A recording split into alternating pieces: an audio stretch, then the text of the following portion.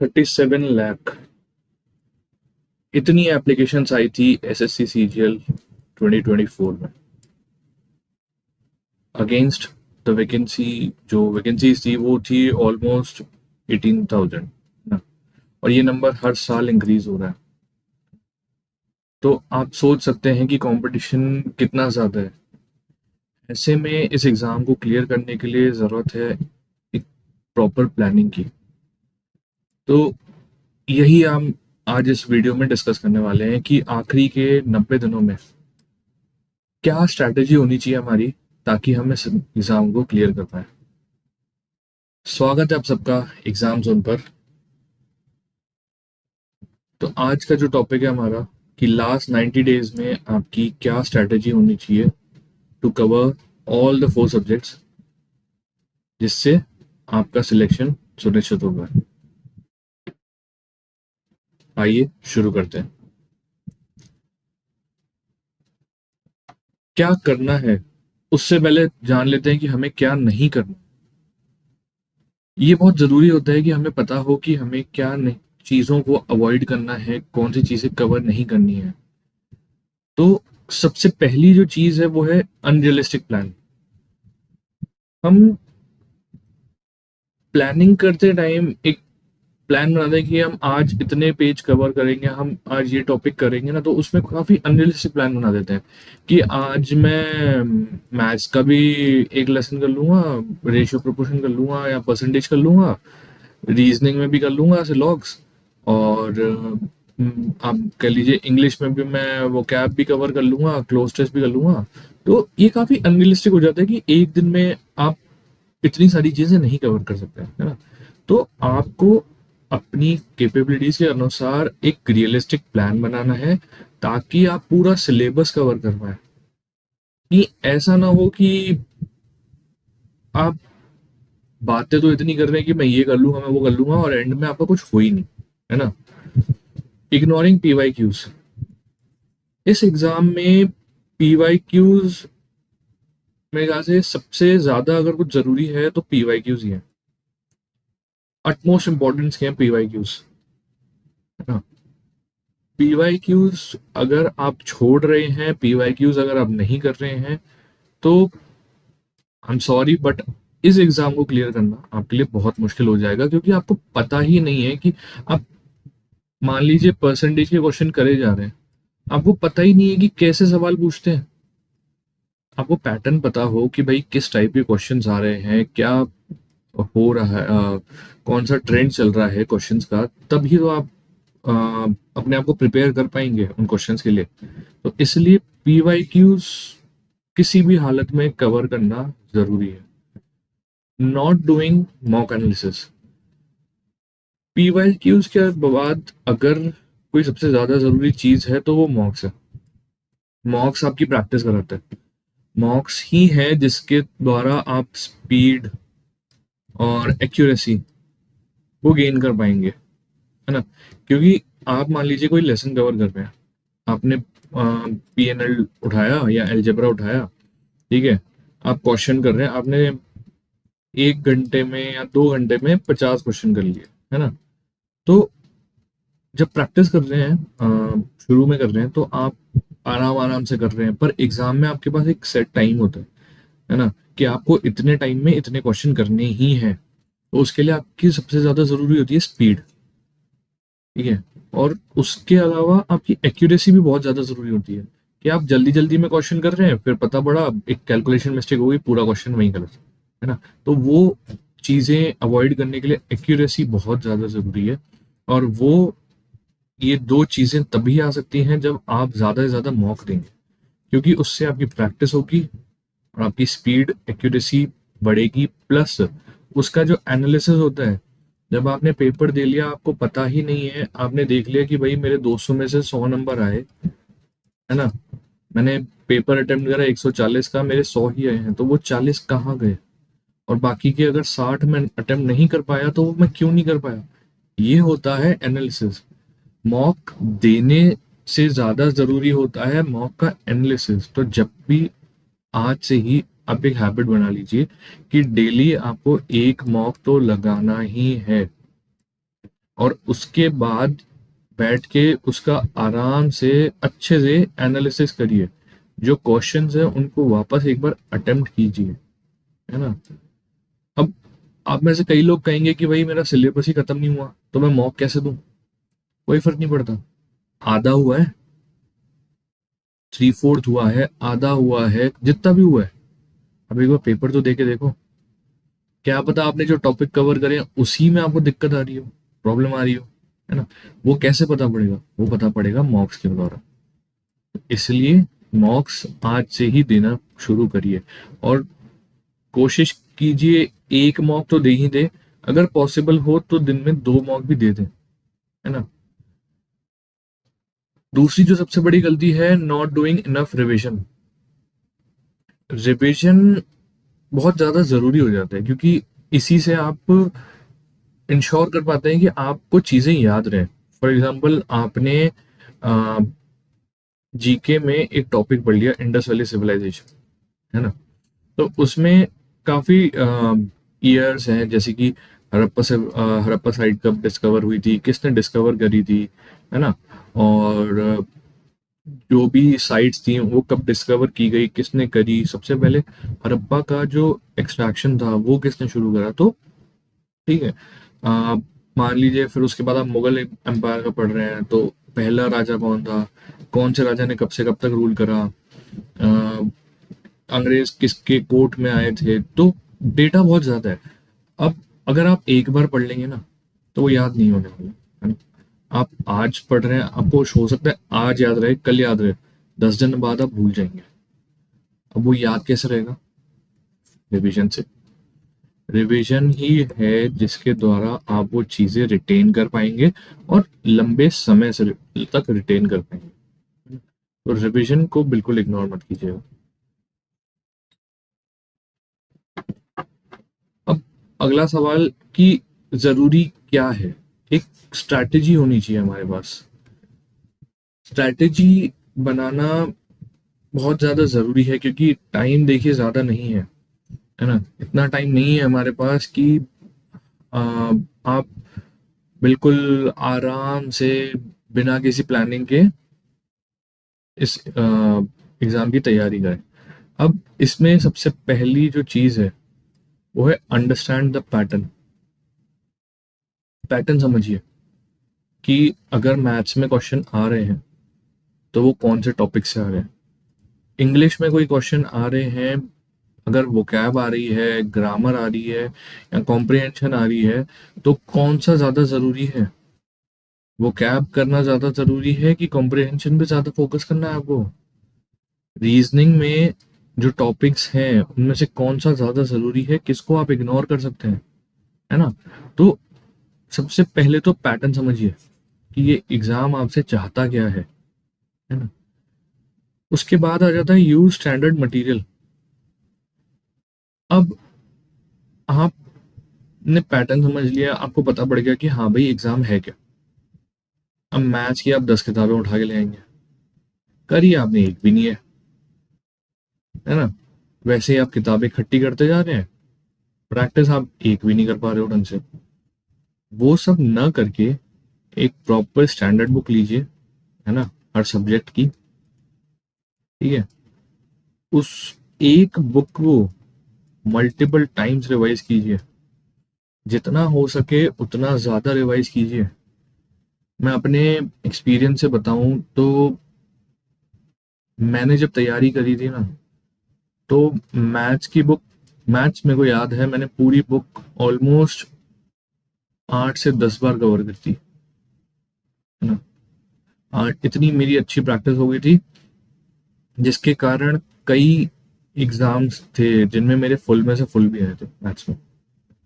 आप समझ सकते हैं ये लेवल था मेरा प्रैक्टिस का।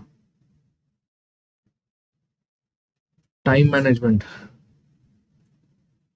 टाइम मैनेजमेंट इस वक्त पे बहुत ज्यादा जरूरी है क्योंकि हमारे पास ज्यादा दिन नहीं है। मुश्किल से मुश्किल 3 महीने हैं आपके पास। जैसे कि आपको पता है कि अगस्त में आपका एग्जाम है, अगस्त 2025 में एसएससी का प्री स्टार्ट हो जाएगा। तो टाइम नहीं है, हमें टाइम को अच्छे से मैनेज करके चलना पड़ेगा। टाइम को फालतू चीजों में वेस्ट नहीं कर सकते। कोई फर्क नहीं पड़ता कि नई सीरीज जो आई है वो आपने नहीं देखी, कोई फर्क नहीं पड़ता कि अभी जो मूवीज आ रही हैं, कोई सीरीज आ रही है, वो आप मत देखो। एग्जाम क्लियर करो, नौकरी लग जाएगी ना, फिर आराम से बैठ के देखना। ठीक है, तब कोई नहीं रोकेगा, तब बोलेंगे जा जो चेक कर। ठीक है, अभी जो सबसे ज्यादा जरूरी है वो है आपके लिए आपकी पढ़ाई। तो पढ़ाई पे ध्यान दीजिए। सीरीज तो आती जाती रहती है, मूवीज आती जाती रहेंगी, है ना। ये टाइम वापस नहीं आएगा। हो सकता है आप फ्रेशर हो, आपको लग रहा है फालतू की बात कर रहा है, बहुत टाइम है अभी तो। भाई टाइम निकलते पता नहीं पड़ता। जाके उससे पूछो जिसका चौथा या पांचवा अटेम्प्ट है ना, क्या हालत होती है। ये ना एक चक्कर भी होता है गवर्नमेंट एग्जाम। अब अंदर आ तो जाते हो, पर इसमें फंस के रह जाते हो। ठीक है, इसलिए अपना टाइम मैनेज करें, उसको ढंग से यूटिलाइज करें, और अपनी प्रायोरिटीज के अकॉर्डिंग चीजें प्रायोरिटाइज करके चीजों को कवर करें। अगला है प्रैक्टिस।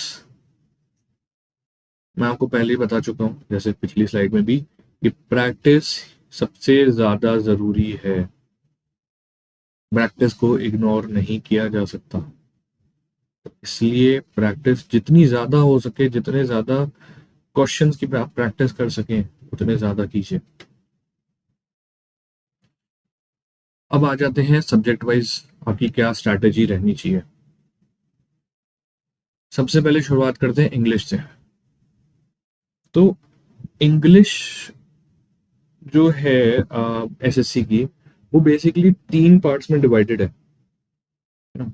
तीन ही मेन टॉपिक्स हैं जिनमें से क्वेश्चन आते हैं ना।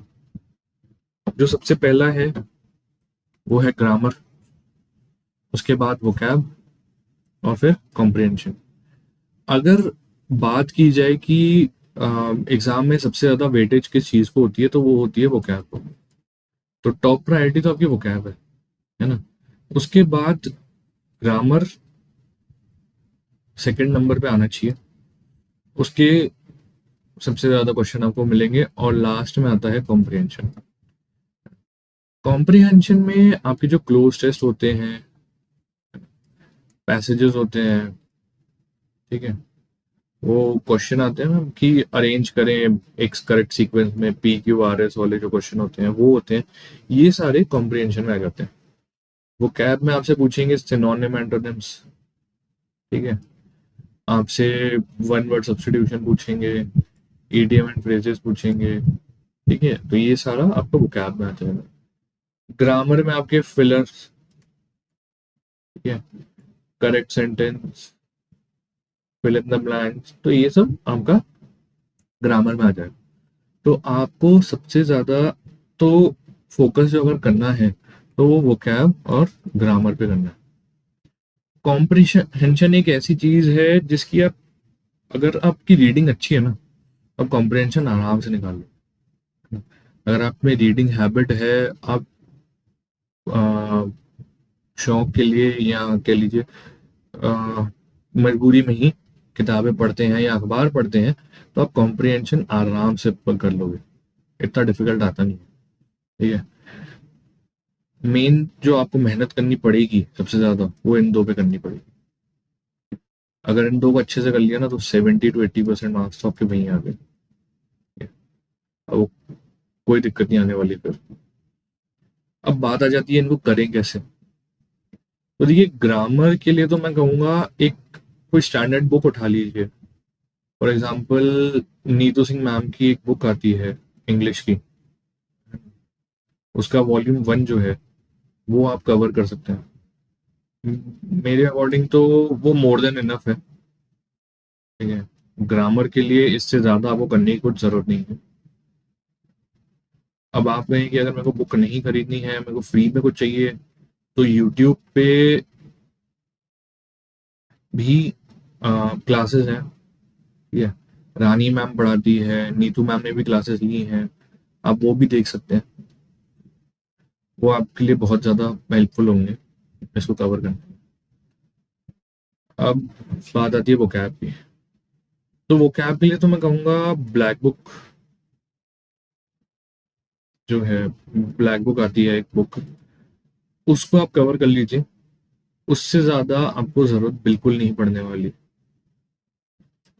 उससे ज़्यादा आपको कुछ करने की ज़रूरत नहीं है। आप ब्लैक बुक को ही पढ़िए और कम से कम 3 से 4 बार कोशिश कीजिए कि वो रिवाइज़ करें। वोकैब आपका आराम से क्लियर हो जाएगा, आपका एक क्वेश्चन नहीं रुकने वाला अगर आपने इतना कर लिया तो। और फिर आई कॉम्प्रिहेंशन की बात। तो कॉम्प्रिहेंशन तो आप रीडिंग हैबिट डेवलप कर लीजिए, और टाइम मिले तो क्लोज टेस्ट पैसेजेस ये सब प्रैक्टिस कर लीजिए, उसी से आपका काम हो जाएगा। अब ये सब करने के बाद आपको अगर प्रैक्टिस करनी है ना, तो सबसे पहले तो आप पीवाईक्यू सीरीज, पीवाईक्यू जो होते हैं प्रीवियस ईयर क्वेश्चंस, वो प्रैक्टिस कर लीजिएगा। उसके लिए किरण पब्लिकेशन की एक बुक आती है, किरण पब्लिकेशन की बुक आती है, वो आप कर सकते हैं। या फिजिक्स वाला जो है, उन्होंने भी अभी एक गेम चेंजर सीरीज लॉन्च की है, गेम चेंजर्स सीरीज नाम से बुक लॉन्च की है ना। वो भी बहुत अच्छी है। अगर आप प्रैक्टिस ही करना चाहते हैं बुक से, तो आप इन दो बुक्स को कवर कर सकते हैं। नीचे डिस्क्रिप्शन में आपको इन दोनों बुकों का लिंक भी मिल जाएगा, अगर आप चाहें तो वहां से जाके भी परचेज कर सकते हैं, है ना। और इसके अलावा मॉक्स, मॉक्स तो मैं बता चुका हूँ, काफी टाइम मैंने रिपीट कर दिया, करना बहुत ही ज्यादा जरूरी है। अब अगला जो है वो है रीजनिंग। रीजनिंग में कहूंगा सबसे easy plus most scoring subject है इस एग्जाम का। एसएससी की जो रीजनिंग होती है वो बहुत ही ज्यादा, कह लीजिए, इजी आती है ना। तो अगर आप चाहें तो आप इजीली इसमें 25 25 में से पच- आराम से 22-23 क्वेश्चन कर सकते हैं, कोई आपको दिक्कत नहीं आने वाली, है ना। इसमें मार्क्स स्कोर करना बहुत आसान है। अब बात आती है कि इसको कवर कहाँ से करना है। तो कवर करने के लिए तो मैं कहूँगा आप कुछ मत कीजिए, टॉपिक वाइज यूट्यूब पे जाइए, और जो भी आपको टॉपिक कवर करना है उसका टाइप कीजिएगा। मान लीजिए आपको सिलॉक्स कवर करना है, सिलॉक्स फॉर एसएससी सीजीएल, ये आप टाइप कीजिएगा, वहां पे क्लासें आ जाएंगी, उनमें से कोई भी एक क्लास वीडियो चालू करके आप उसको कवर कर लीजिएगा। आपका पूरा सब्जेक्ट, पूरा, अगर आप चाहें सिलेबस इसी तरह से कवर कर सकते हैं।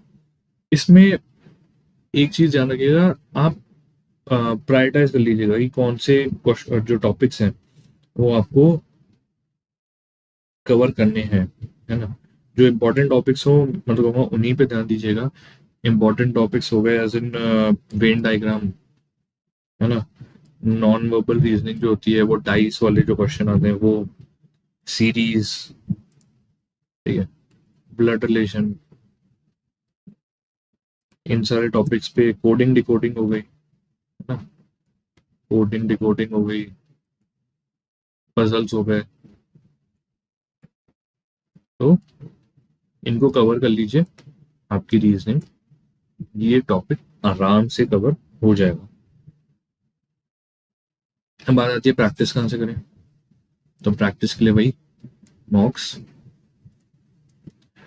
लगा लीजिए, और अगर बुक से करना है तो किरण पब्लिकेशन की, या फिर फिजिक्स वाला की गेम चेंजर सीरीज, है ना।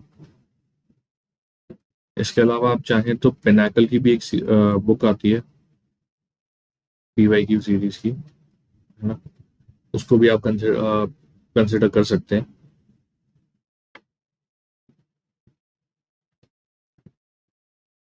तो अब आ जाती है बात मैथ्स की। मैथ्स एक ऐसी चीज है जिससे सबसे ज्यादा लोग डरते हैं। इसके कारण ही लोगों को डर रहता है, मैथ्स का सबसे ज्यादा डर रहता है ना। आप किसी से भी पूछ लीजिए, सबसे ज्यादा अगर किसी को कोई चीज परेशान करती है किसी एग्जाम में, तो वो मैथ्स ही होती है। ठीक है। तो अब उसको कवर कैसे करें? सबसे पहला कॉन्सेप्ट, आप अपने कॉन्सेप्ट क्लियर कर लीजिए, है ना। आप कॉन्सेप्ट जो है, बेसिक जो टॉपिक है उनका बेसिक नॉलेज ले लीजिए, क्या है उन टॉपिक्स में, उसको कवर कर लीजिए। ठीक है। उसके बाद एक बार आपने बेसिक लेवल से एडवांस तक की प्रैक्टिस कर ली ना, उसके बाद आप आराम से अ, आगे पेपर को अटेम्प्ट कर सकते हैं। Practice practice practice practice practice ही मैथ्स में आपके डर को भगाएगा। एक बार कॉन्सेप्ट क्लियर करने के बाद सबसे ज्यादा जरूरी है प्रैक्टिस करना। जितनी आप ज्यादा प्रैक्टिस करेंगे उतने ज्यादा आपके कॉन्सेप्ट क्लियर होंगे, उतने ज्यादा आप स्कोर कर पाएंगे। इसलिए प्रैक्टिस को सबसे ज्यादा इम्पोर्टेंस दीजिए। उसके बाद एक और चीज है स्पीड। स्पीड बहुत ज्यादा जरूरी है, क्योंकि टाइम आपके पास होता है कम, क्वेश्चन है ज्यादा। तो जितनी स्पीड होगी उतना अच्छा है आपके लिए, उतना आप ज्यादा स्कोर कर पाएंगे, उतने ज्यादा क्वेश्चन अटेम्प्ट कर पाएंगे। तो इसके लिए मैं कहूँगा डेली कैलकुलेशंस होती है ना, उनकी प्रैक्टिस कीजिए, ताकि जब क्वेश्चन आए ना तो आप कैलकुलेशन बहुत जल्दी निपटा सकें। तो कैलकुलेशन की जितनी ज्यादा प्रैक्टिस कर सकें उतनी ज्यादा कीजिए। अब कुछ इंपॉर्टेंट टॉपिक्स मैथ्स में जो होते हैं, जैसे कि मेंसुरेशन हो गया, है ना। मेंसुरेशन है, या P&L है, ट्रिग्नोमेट्री है, ठीक है, ज्योमेट्री हो गया, percentage, pipe and question, DI, ठीक है, एवरेज, टाइम एंड वर्क। तो ये कुछ इंपॉर्टेंट टॉपिक्स हैं जिनको आप बिल्कुल इग्नोर नहीं कर सकते। अब बात की कॉन्सेप्ट क्लियर कहाँ से करें? तो अगर आप बुक लेना चाहें, अगर आप बुक से पढ़ना चाहें, तो मार्केट में काफ़ी सारी बुक्स हैं। मैं सजेस्ट करूँगा, राकेश यादव सर हैं, है ना, उनकी क्लास नोट्स आते हैं। ठीक है? उन्होंने एक बुक आती है उनकी, क्लास नोट नाम की, वो आप ले सकते हैं। ठीक है। वो बहुत ही अच्छी है। उसमें उन्होंने क्या किया ना, हर टॉपिक को, जैसे मान लीजिए आप मेंसुरेशन पढ़ रहे हैं, मेंसुरेशन में जो टाइप ऑफ क्वेश्चंस आते हैं, ठीक है, 5 टाइप के अगर क्वेश्चन है उनको एग्जाम्पल के साथ समझाया है। हर टाइप के 10 से 15 एग्जाम्पल लेके समझाए, तो आपके सारे कॉन्सेप्ट आराम से क्लियर हो जाएंगे उससे। फिर उसके बाद अगर आप चाहें तो आप ऑनलाइन यूट्यूब से भी पढ़ सकते हैं ये, है ना। अभिनय शर्मा जी हैं, अभिनय सर हैं। अभिनय सर मेरे ख्याल से मैथ्स के बेस्ट टीचर हैं। इनसे अच्छा आपको शायद ही कोई पढ़ा पाए मेरी नजर में। अगर आप चाहें तो गगन प्रताप सर से भी पढ़ सकते हैं, वो भी बहुत अच्छा पढ़ाते हैं, है ना। तो ऑनलाइन अगर फ्री में आपको पढ़ना है तो ये भी ऑप्शन है आपके पास। अब प्रैक्टिस और स्पीड के लिए क्या करें? तो प्रैक्टिस के लिए तो आप मॉक्स,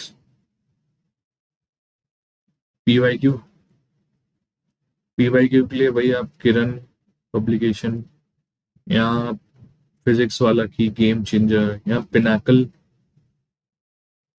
की मैंने बताया आपको बुक आती है प्रीवियस ईयर, इन तीन में से कोई भी एक यूज कर सकते हैं।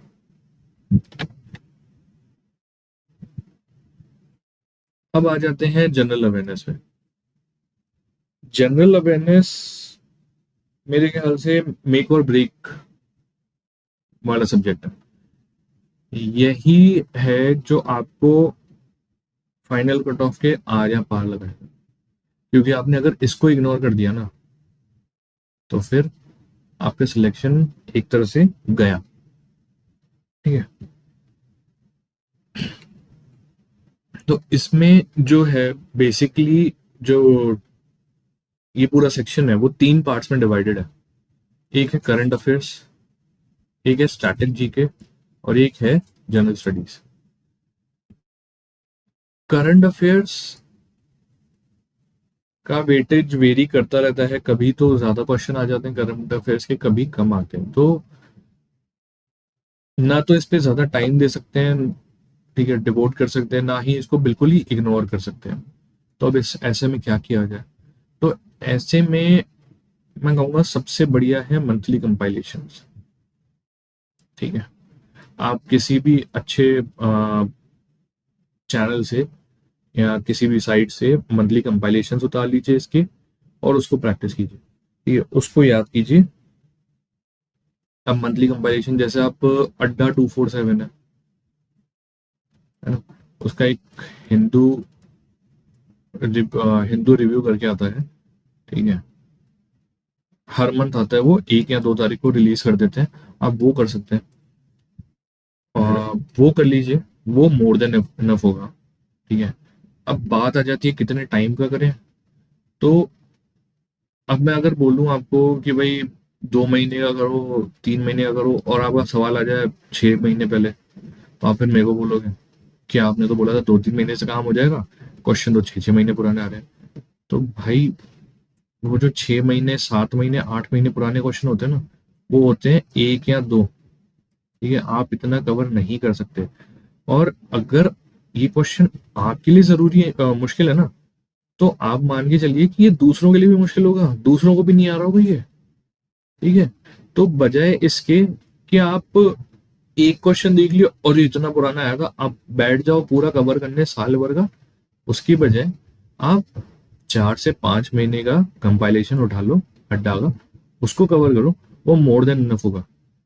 5 क्वेश्चन में से अगर 3 आपने कर लिए, 2 बिल्कुल 1 साल पुराने आ गए ना, और आप नहीं कर पाए, कोई फर्क नहीं पड़ता। ठीक है, कोई फर्क नहीं पड़ेगा, आप बाकी जगह उसको आराम से कवर कर सकते हो। और ये जो क्वेश्चन है ना, वो मैं लिख के दे रहा हूँ 99.9% बच्चों को नहीं आने वाले।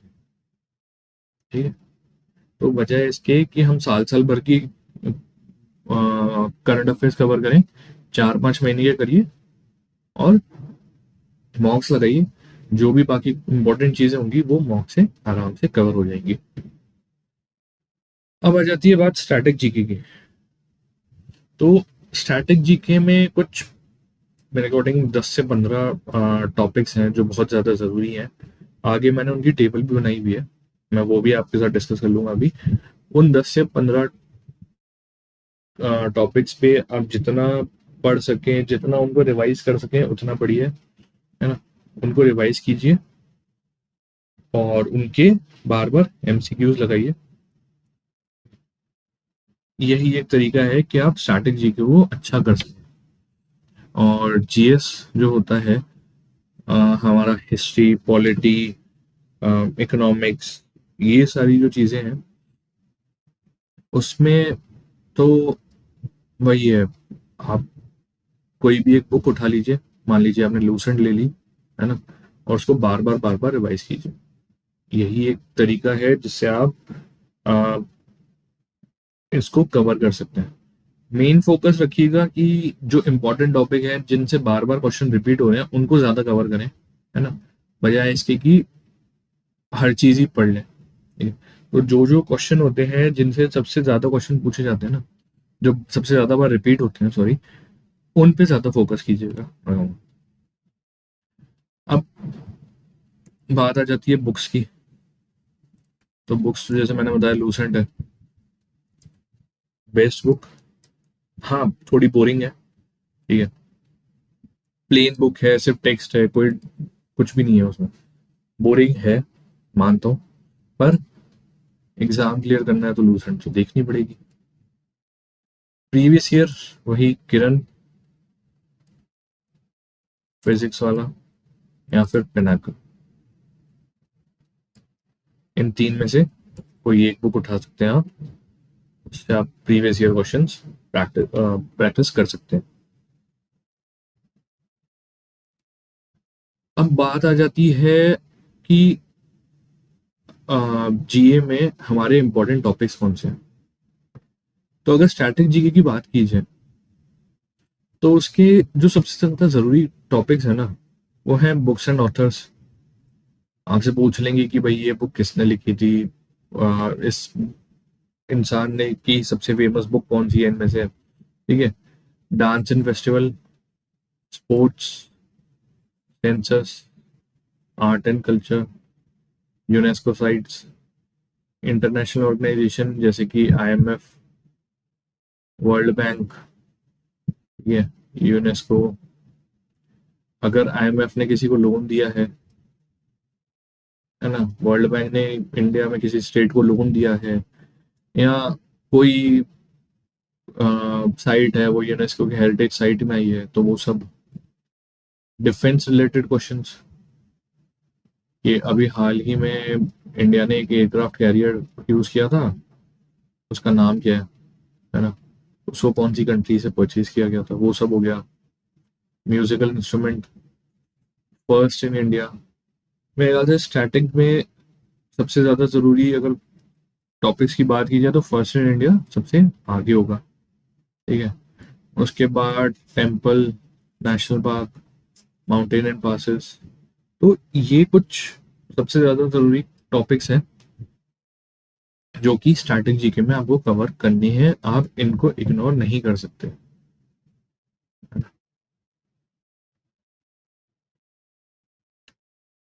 अब बात आ जाती है कि हिस्ट्री में कौन से टॉपिक्स हैं। अगर हिस्ट्री की बात की जाए तो हिस्ट्री में आपके हड़प्पन सिविलाइजेशन, है ना, जैनिज्म एंड बुद्धिज्म, महाजनपदास, ठीक है, कोई डायनेस्टी है, उसके फाउंडर, ठीक है, दिल्ली सल्तनत, सबसे फेवरेट टॉपिक, मुगल पीरियड, ठीक है। उसके अलावा कोई रिलीजियस सोसाइटीज जो बनी थी वो हो गई, गांधी एरा हो गया, ठीक है, गांधी एरा हो गया, या इंडियन नेशनल कांग्रेस हो गया। ये सारे कुछ इंपॉर्टेंट टॉपिक्स हैं जिनको आप बिल्कुल इग्नोर नहीं कर सकते, और क्योंकि मैक्सिमम जो क्वेश्चन आपको मिलेंगे ना, वो इन्हीं चीजों से मिलने वाले हैं, ठीक है।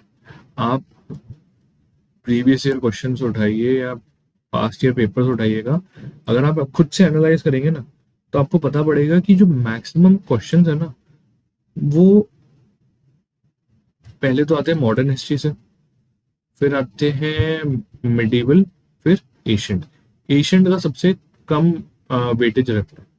और मॉडर्न की भी जब बात आती है तो Indian national Congress, Gandhi era, या रिलीजियस सोसाइटी जो है ना, ये सबसे ज्यादा सवाल इनमें से देखने को मिलते हैं।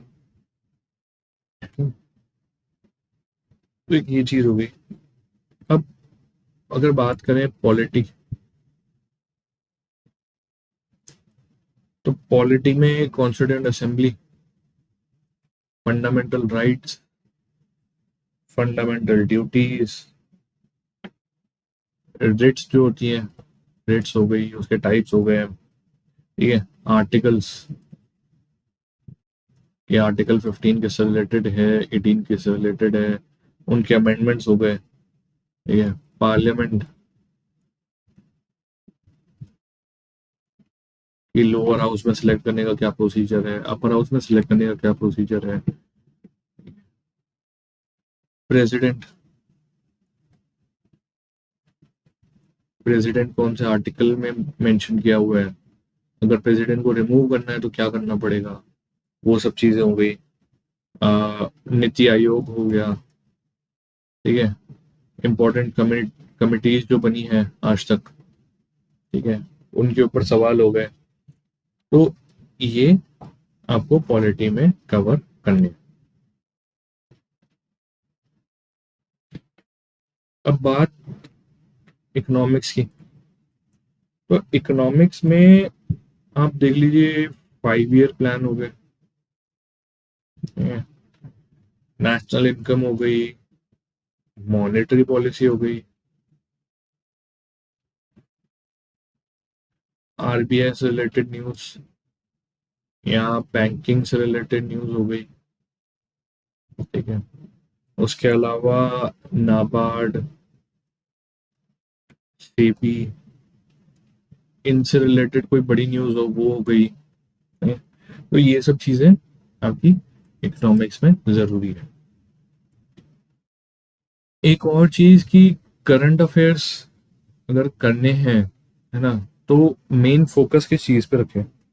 तो करंट अफेयर्स में मेन फोकस आपका होना चाहिए अपॉइंटमेंट्स जो हुए हैं अभी लेटेस्ट। ठीक है। अपॉइंटमेंट्स प्राइवेट सेक्टर के नहीं, गवर्नमेंट सेक्टर के।